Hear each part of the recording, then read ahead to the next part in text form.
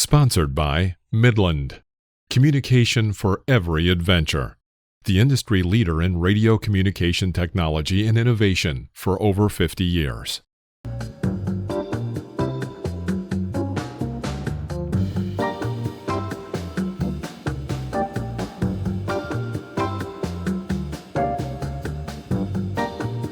Always remember, the opinion you follow should be your own.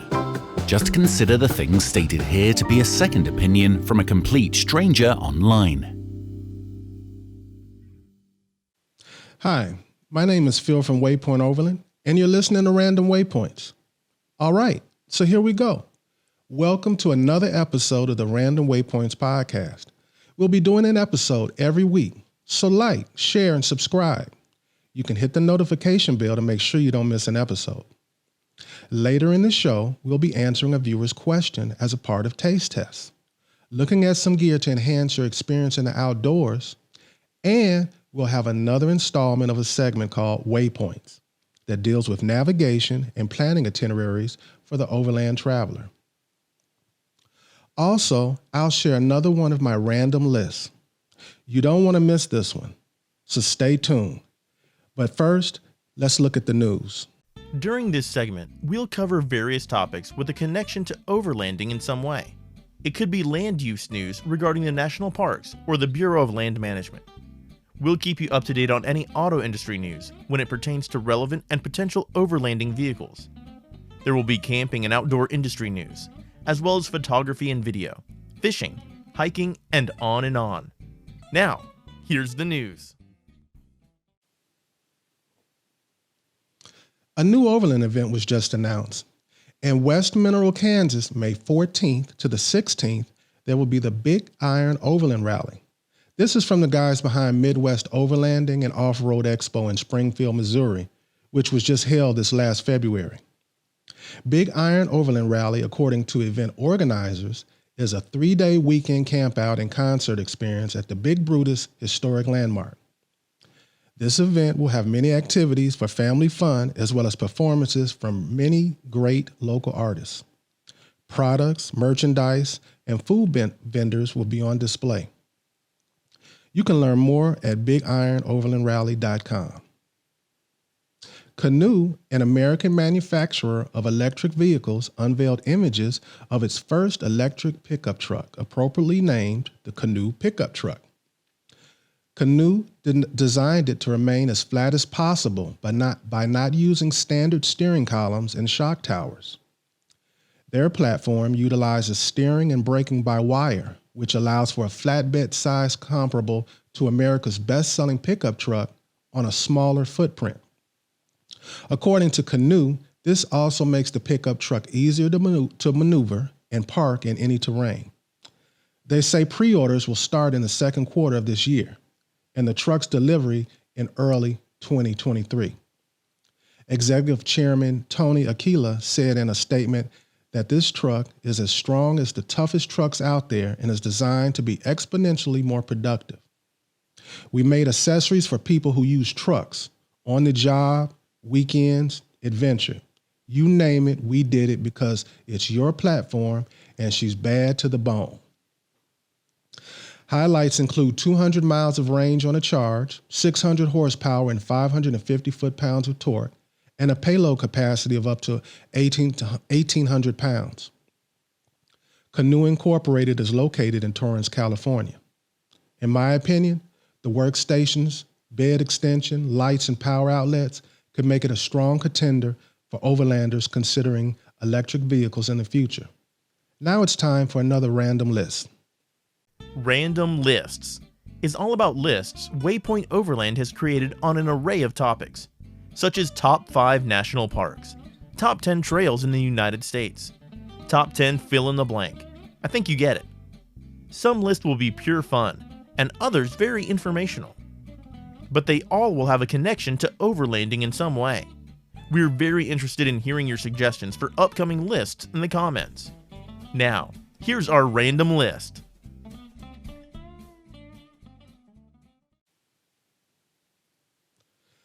My random list this week is my top 5 new stock vehicles worth considering for overland travel. These are new vehicles worth considering in stock form or minimal upgrading for overland travel, in my opinion. You know, modifying your overland vehicle can be a proud and fulfilling time, and I can attest to this personally.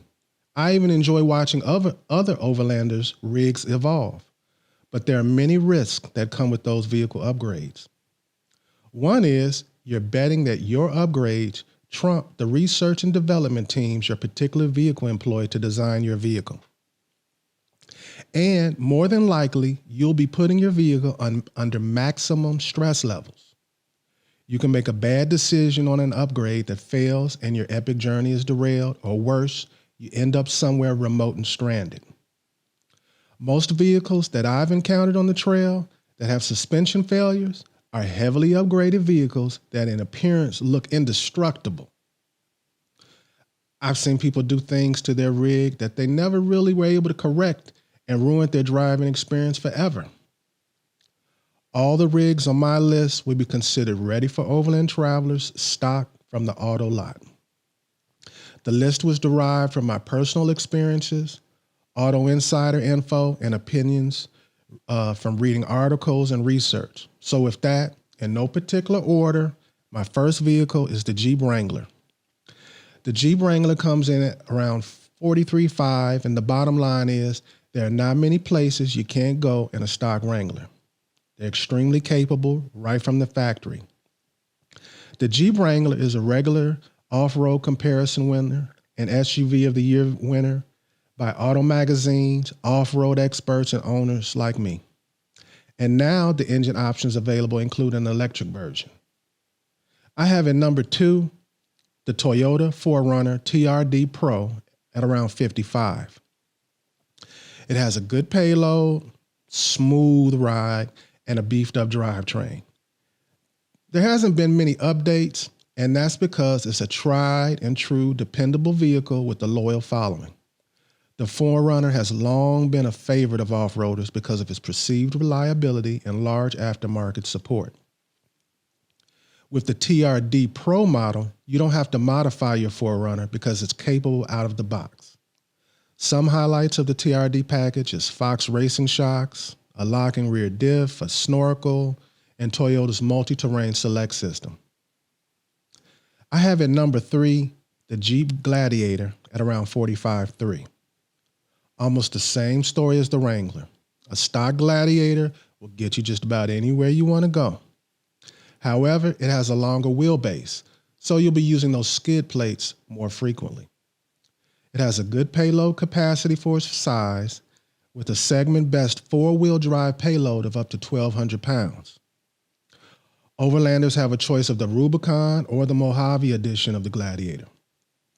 Highlights of the Rubicon model are the locking front and rear differentials, an electric anti-roll bar disconnect, and a low range with the 4-to-1 crawl ratio. Highlights of the Mojave model are a beefed up frame and shocks and a wider front track for better stability. It too has a lock and rear differential, but no front lock or anti-roll bar disconnect. Both models come with 33-inch tires, steel bumpers, skid plates, and rock rails. At number 4, I have the Toyota Land Cruiser. If you ask someone to close their eyes and picture someone overlanding, then you ask them, what vehicle did they see? There's a good chance, no matter what they drive, they say a Toyota Land Cruiser. The Land Cruiser will cost you about $86,700, and it will absolutely live up to the reputation it's had since 1951. People buy used Land Cruisers with 200,000 miles on them and are ecstatic about it. Then they routinely take them all around the world for another 200,000 miles. You'll see Land Cruisers being used by kings, dictators, explorers, military, farmers, pretty much everything in between. That's because they're highly capable, highly durable, and historically extremely reliable. At number 5, I have the Ram 2500 Power Wagon at $50,000. The Power Wagon, in my opinion, is currently one of the most off-road capable new pickup trucks you can purchase today. Now, highlights for this vehicle are it has a locking front and rear diff, electronic anti-roll bar, steel body armor, and a worn winch rated for 12,000 pounds. For some, this will be too big of a vehicle to take on the trail, and you have to take in consideration it's also gas hungry. But I don't see any other cons than that.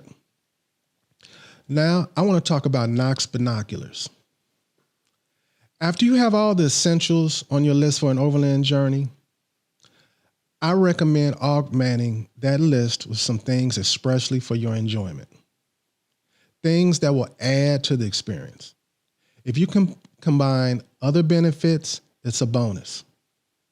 Now, something that I would tell every overlander to have are a decent pair of binoculars. They bring many benefits to your overland journey. Dog owners can spot a lost puppy, keeping visual contact with a spouse, children, or a team member. Visually checking avalanche conditions on a backcountry trail, deciding an appropriate route, and being able to enjoy the wildlife from an appropriate distance, or just enjoying landscapes. NOCS binoculars, in my opinion, are perfect travel binoculars and should be given consideration by any overlander, no matter who you are. They're a great pair of compact, cool-looking binoculars. You can throw them in your bag and at an excellent price. I love mine.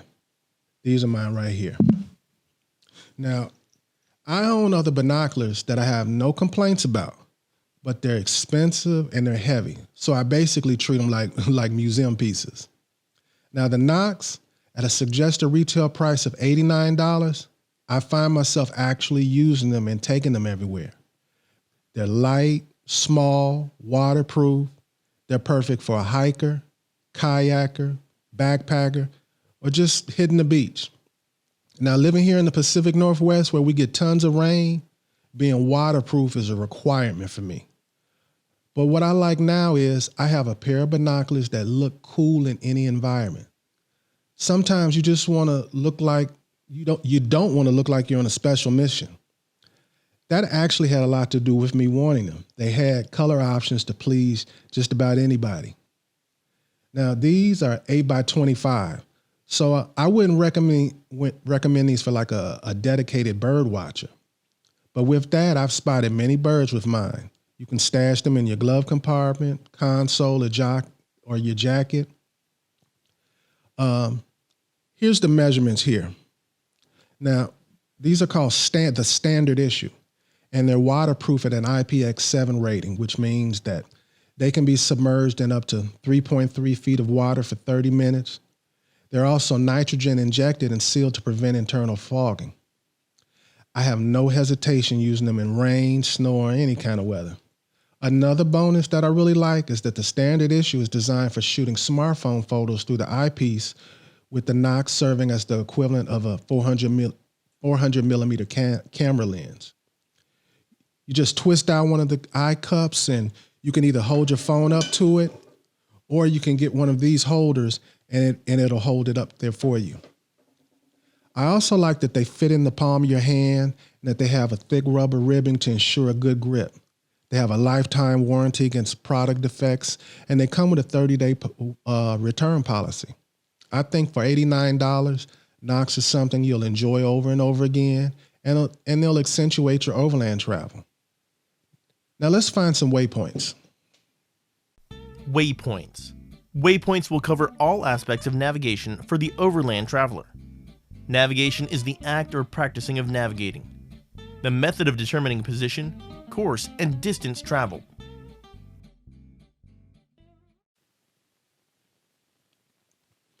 Okay, this week we go over how to find those trails and back roads on our overland journeys.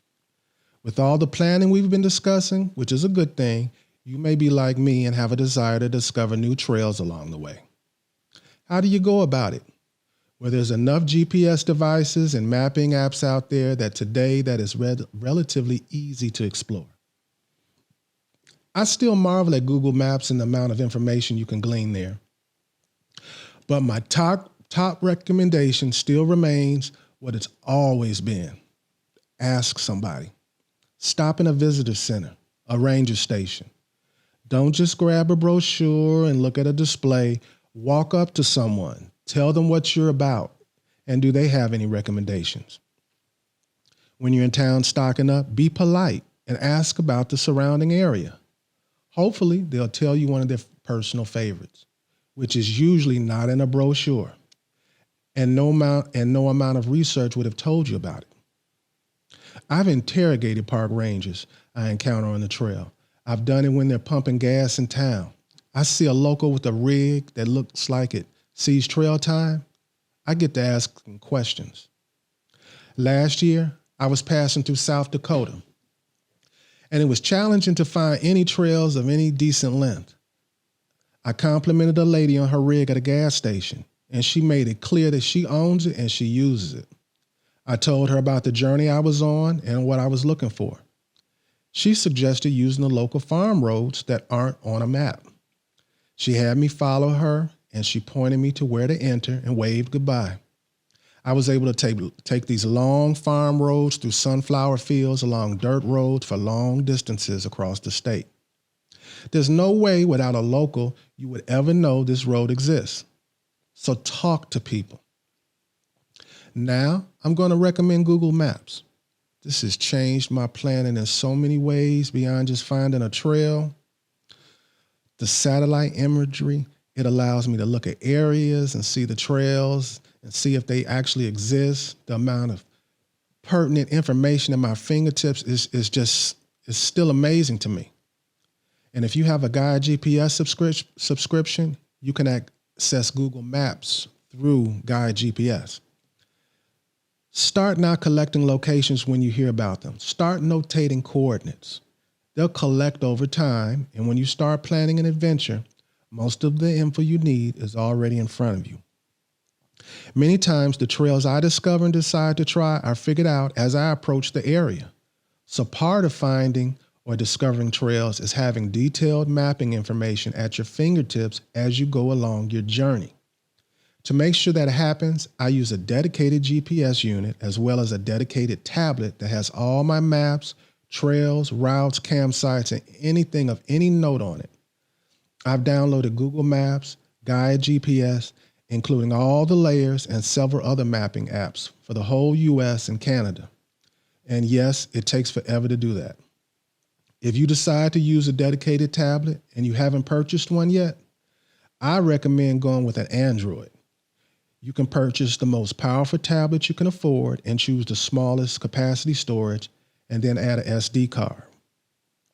With Apple, it has fixed storage, so you're forced to go with their most expensive option, so that may be a huge obstacle for some. I'm already stuck in the Apple ecosystem, so I had to look at it as a long-term investment in something I do regularly, and it's been worth it to me.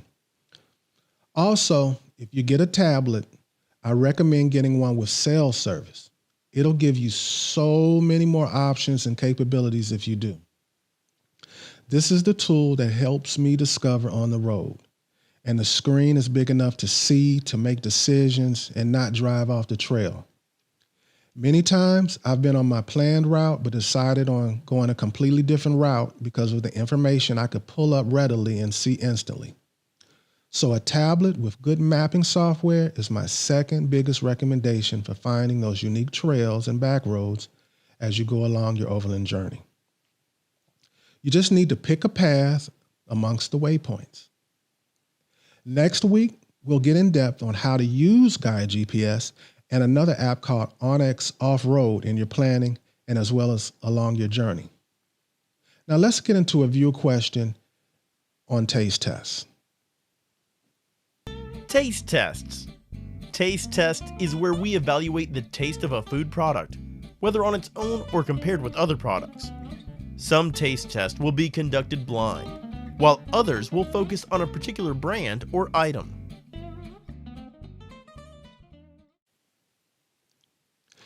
I want to start this week's taste test with questions I've received from viewers on Instagram. Our first viewer wrote, "I love your taste testing part of the show. I'm 52, retired, currently exploring Arizona and living the van life. I was wondering what you would suggest that's simple but makes for a good presentation for guests around the campfire. something that works with alcohol. Thanks, and keep it going. Another viewer wrote, I love the way you explain how different wines taste, but you compared them to your favorite everyday wine and never mentioned what wine it was. Maybe you can taste it for us. First, I want to thank you guys for watching and taking the time to reach out. I've decided to incorporate your questions into the segment this week. We're going to have my favorite everyday wine and make a charcuterie board. This is my simple recommendation. It will go with an assortment of beverages. Most people will find something that they like, and if you take the time to present it well, it should have an impact at the campfire. Charcuterie is something I love, and this is going to be fun for me. I'm always making small charcuterie boards as a lunch or a snack. There's so many options that it never gets old for me.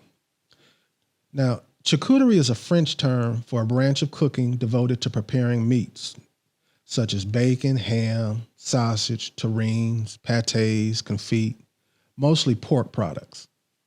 It was originally intended as a way to preserve meat before the advent of refrigeration. They are prepared today for their flavors derived from the preservation process. Charcuterie has evolved from its traditional French appreciation for cured and cooked meats to become a culinary art form that's more focused on flavor, pairings, and eye appeal. What you'll typically find on a charcuterie board is cured meats, cheese, olives, nuts, dried fruits, jellies, preserves, crackers, toasts, or baguettes. Today, I just grab things that I eat regularly from the fridge, throw them in a cooler, and haul to here. So let's get right into this. All right, so here's our plate. Today, like I said, I just grabbed some things that I eat regularly from the fridge, threw them in the cooler, hauled them here, and I just assembled them. It took me maybe 10 minutes to make this. And let's take a look. We have the liverwurst. We have the pâté. We have Gournay cheese. Next to that, we have the pepper jack cheese. We have the jalapenos. And we have red onions. We have the salami, the Atlantic salmon, the prosciutto, the copacolo, and the mackerel. All right, so the first thing I want to start off with is I want to grab me a cracker, and I've had the taste for liverwurst. I haven't had liverwurst in a while, and it's something that I used to eat very regularly, but I'm kind of particular about my liverwurst, and I only certain brands that I like to eat. This is made by a company called Wilshire. They're nobody special, but I know they make decent stuff. So liverwurst, if you don't want to eat it on a cracker, liverwurst with some chopped onion, sliced onions, just regular white onions or yellow onions, delicious.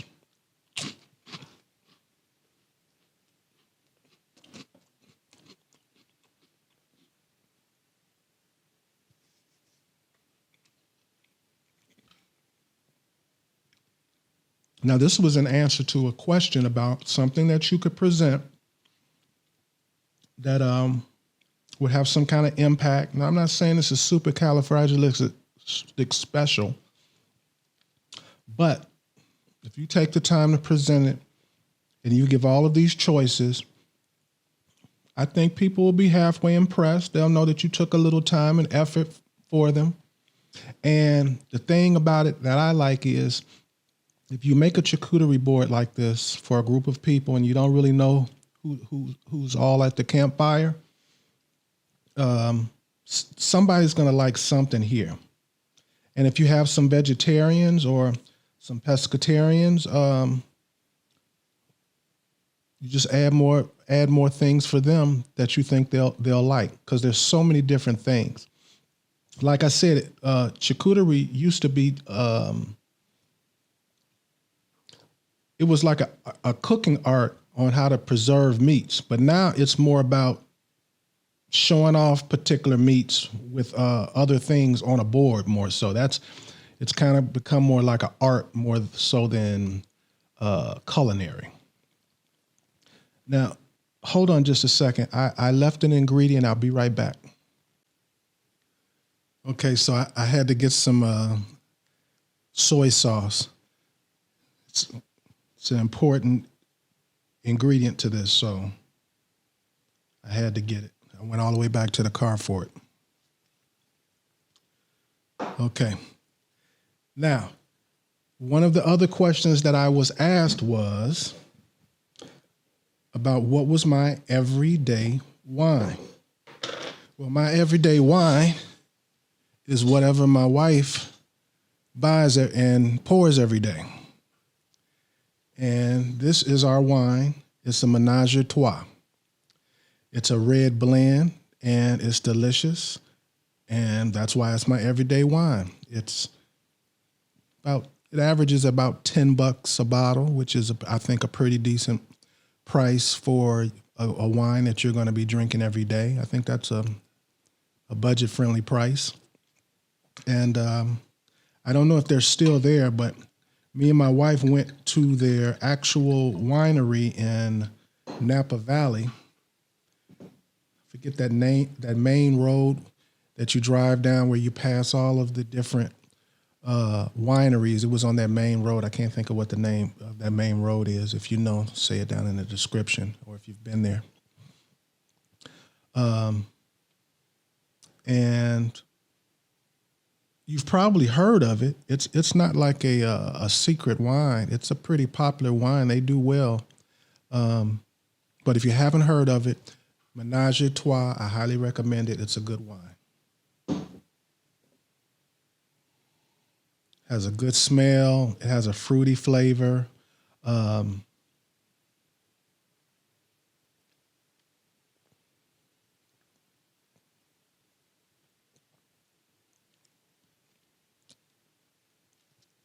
It's a consistent flavor. Some wines that I drink, it's a bottle to bottle or case by case thing as far as their taste. In general, they may taste the same, but there's a little slight difference. Somehow, however they make their wine, it's always the same. It's always consistent, and it's a good consistent. It has like a plum flavor to it, but I don't think there's any plums in it.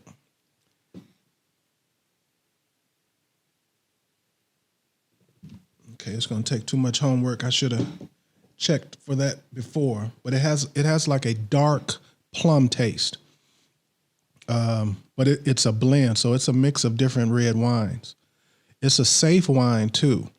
This is a wine, if you bring it to a event, a group of people, a campfire, whatever it may be, if they halfway like wine, even if red wine isn't their favorite wine, they're gonna be okay with this wine. This is a safe wine.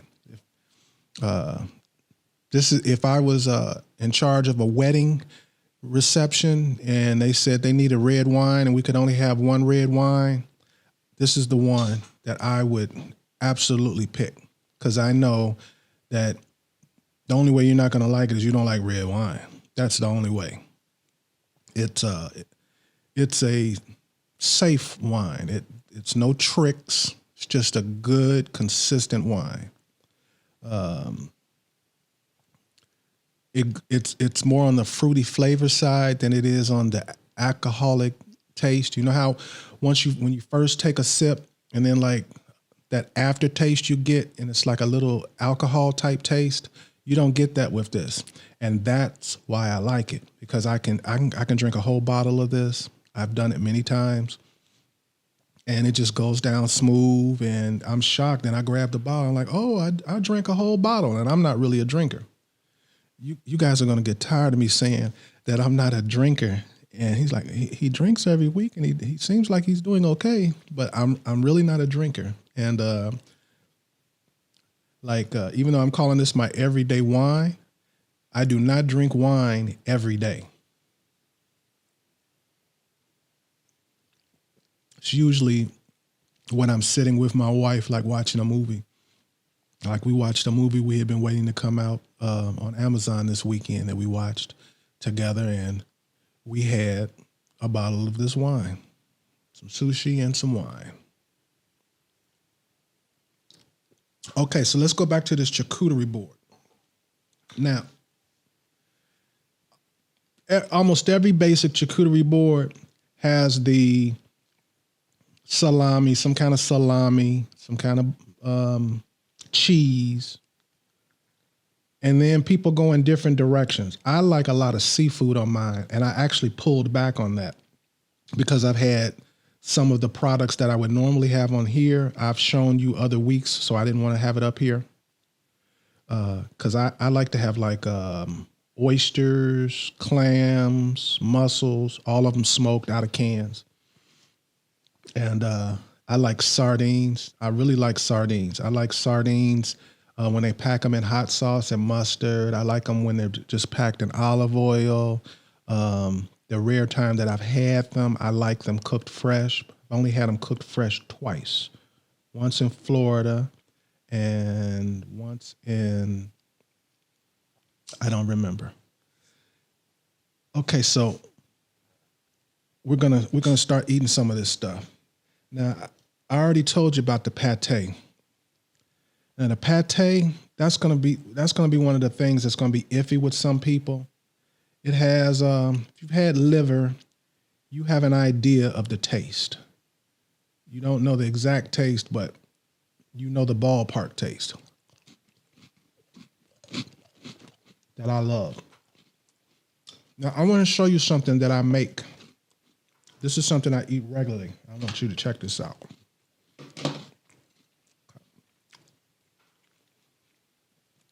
The main reason I have the red onion and the jalapeno here is because I like to take a piece of salmon about that size, and I take a piece of jalapeno, I stick it right smack dab in the middle. I take a little bitty chunk of onion, and I put it on there too. And then I just take this and I wrap it up.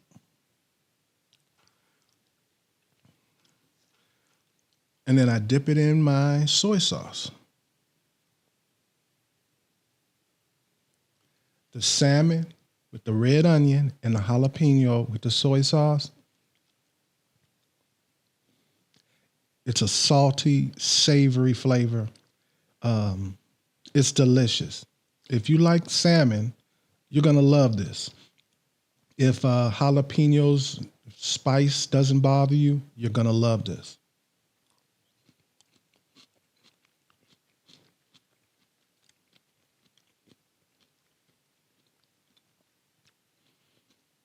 Now, if you're like borderline on the spicy thing, where like you can eat some things spicy, some things not, you know, you're right on the border. Just make sure that the jalapenos you get the ones that are in the jar in like the oil. Make sure to read and get the ones that say mild, and they'll be more spicy than they'll be hot. It won't be a heat hot. It'll be a spicy hot. It'll be a flavorful hot, which is what I'm looking for. Okay, we're going to try something more traditional, but I eat it a little different. I like a wheat cracker.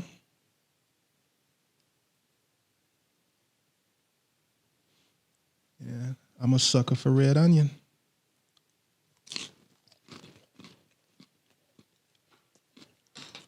And this particular cheese that I've got, I've been eating the same cheese forever. Pepper jack cheese.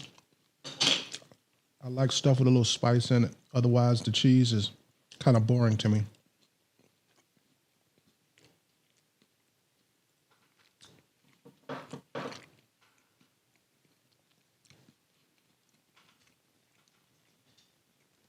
Now, the person who asked me the question about what's something quick and easy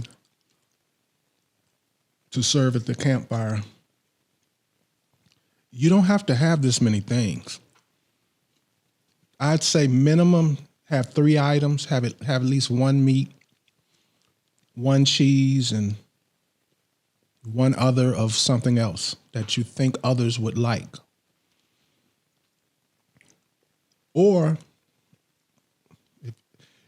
Google search charcuterie. Like I said, you can have a minimum of 3,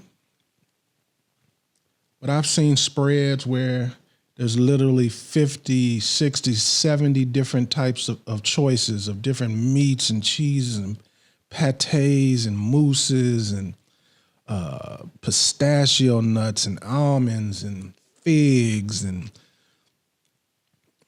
all types of stuff. So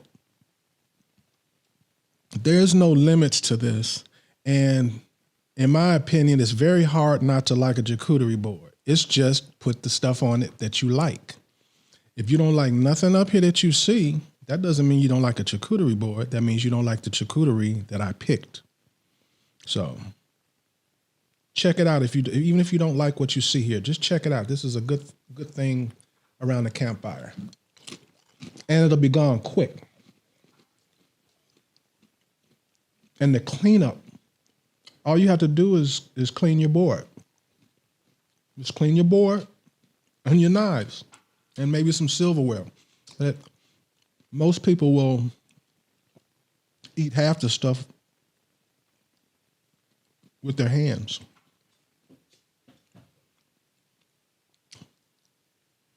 Now, I have the prosciutto up here, but it was more for an example. I'm not really a prosciutto fan, but we're going to have some. Yeah.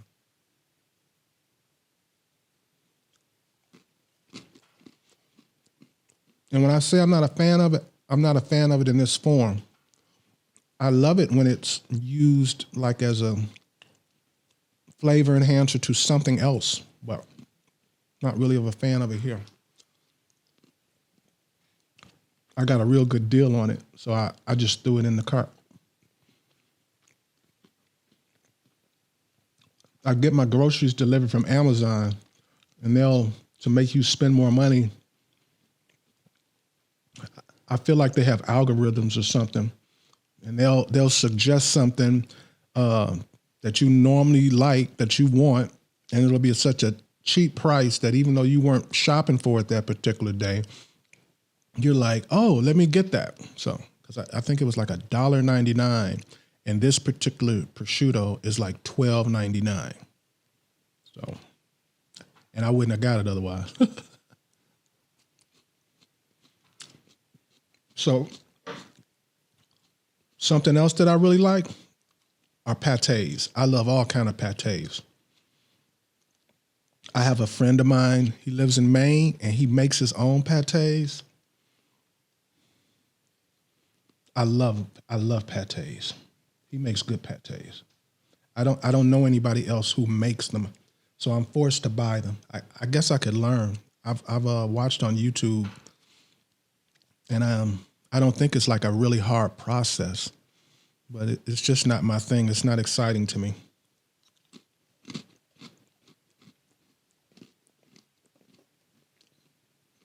So this particular pate is a pork pate. It's called a capanga, champagne or something like that. It's the most popular, most common pate that's sold. You can go to practically any halfway decent grocery store and they'll have this kind of pate. Now, this is a good brand of pate, but it's a very ordinary pate, and it's delicious. I waited too early. I waited too late. I wanted to order a duck pate, but it would have got here after the show. Do you like duck? Because I love duck. I love duck. Most people that I know, if they do like duck and they do make it, they only make it like for like Christmas or New Year's or something like that. I cook a duck whenever I want a duck. Ducks are good. And living here in Washington, we have several different farms to choose from. You can go to the farmer's market, and those farms will will be there. You can get duck that's like a day old. Get it if you want it cut up, they'll cut it up how you want, or they'll give you just the parts that you want. Some of them even have like bags of scraps from them, like cutting off the breast and everything, and then they have parts left over for stock. I love duck. And then there's a company in I should have mentioned this. Yeah, there's a company called D'Artagnan's in New York. Remember that. Anything that you see up here, they've got the best version of this. So if you ever like trying to have like a real high-end charcuterie board, I recommend going onto a D'Artagnan website and ordering, but it's expensive. So, we always talking about saving some money, but you ain't gonna save no money if you do that. But you will never forget the food that you get from them and ate. I like to get my ducks from them. Okay, so the next thing we're gonna eat is some mackerel. Now this is from Patagonia Provisions. If you guys haven't figured it out yet, I eat a lot of things from Patagonia Provisions. I'm a fan of Patagonia. I'm a fan of that. I really don't trust no big companies, but when a company at least tries a little bit, I have to respect them. And they admit that part of their production and their work is destructive to the environment, like a lot of companies, but they're actually trying to lessen their impact on the environment. They actually put forth an effort. They actually take some of your money and put it back into the ecosystem and saving the world. So I feel good when I buy clothes from Patagonia. I feel good about when I get food from them. I feel like I'm doing something with my money. Now the mackerel, I think I told you about this on another show. I'm going to show you right now. You can take some of this gournay. Get a little bit more. All right, you take a little gournay cheese. And we're going to cut up some red onion real small and put it into the gournay cheese. And we're going to take a little bit, because we're only making a small portion. I could actually use all of this, but I'm just making an example here. So put some mackerel in there.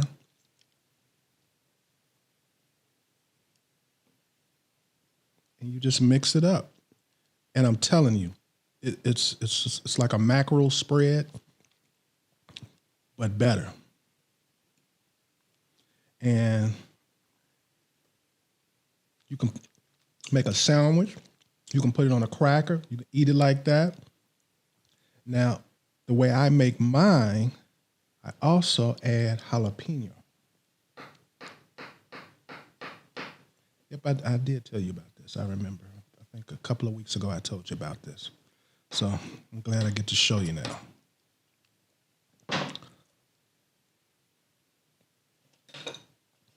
Okay, and so you put a little bit on your cracker. Again, it's gournay cheese, jalapeno, red onion, and mackerel. And it doesn't have to be mackerel. It can be salmon. It can be smoked salmon, and it can be sardines. Sardines is actually my preference. It can be tuna.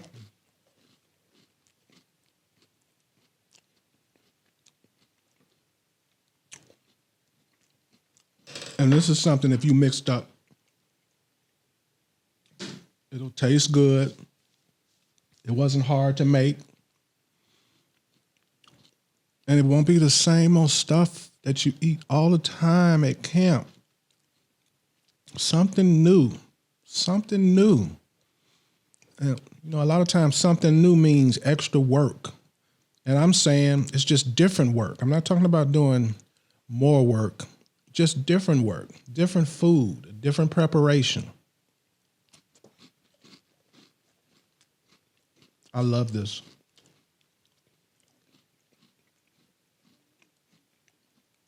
I don't know if I mentioned it. Tuna goes good with this too.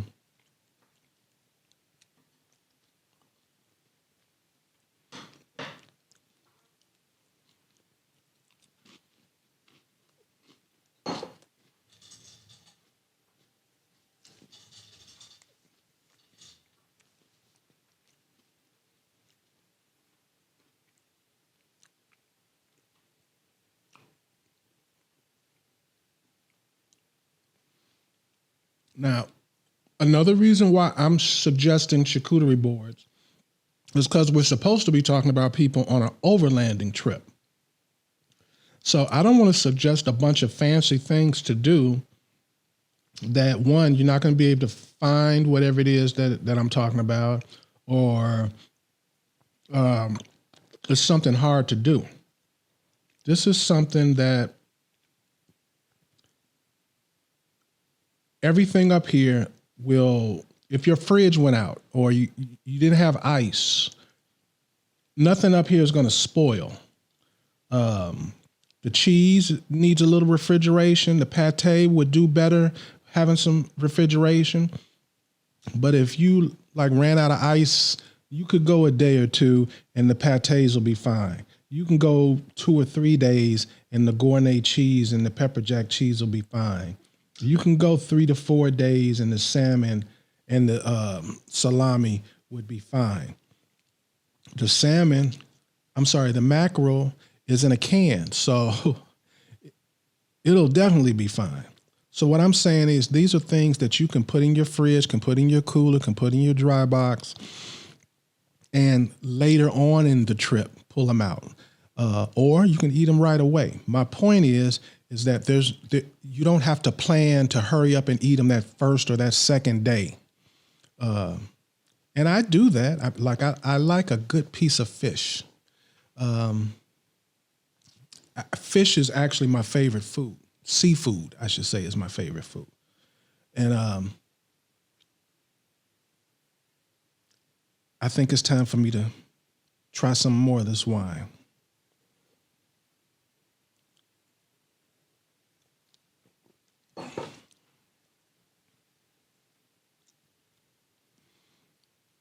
Now, it's getting warmer here, and I've been riding my bike, and I'm feeling good. And what I'm leading up to is either next week or the week after, I'll be doing a show outside. That's all I know. I don't know how exactly it's going to go. Don't know where it's going to be, but my plan is to get outside. And no matter if I do a show or not outside, I plan on doing some cooking segments outside, because I can't do them in here. Fire alarm will go off. I'm trying to think. I want to make sure that if there's something I wanted to tell you that I haven't forgotten it. I told you about each food. I tried them all. I showed you my mackerel and cheese mix. I told you what my wine was, which is a Menage a Trois.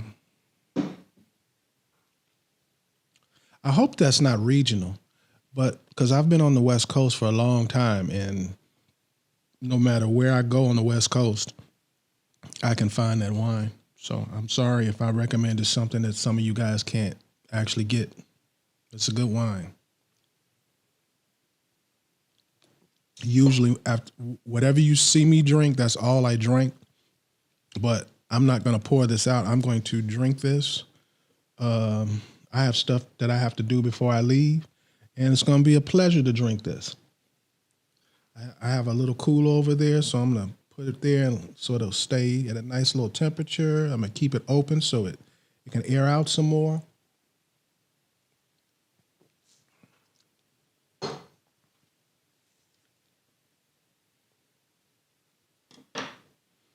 See, I'm too lazy. I want to make some more of that spread, but I'm too lazy to do it. So this isn't going to be a long taste test because this wasn't my plan for this week. But I got 2 questions that I felt like I could answer during this taste test segment. Somebody wanted to know, what wine I drank as an everyday, because I used that as the barometer when I was tasting some other wines. And another person wanted an idea. I may actually do that periodically, just show you stuff that is very quick, very easy, but people were like, oh, wow, she must really like me. He must really like me.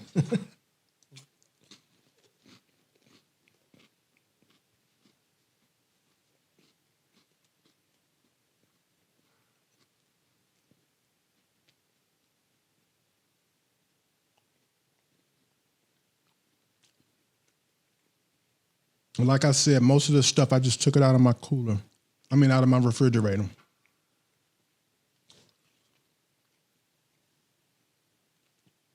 It all comes from the grocery store.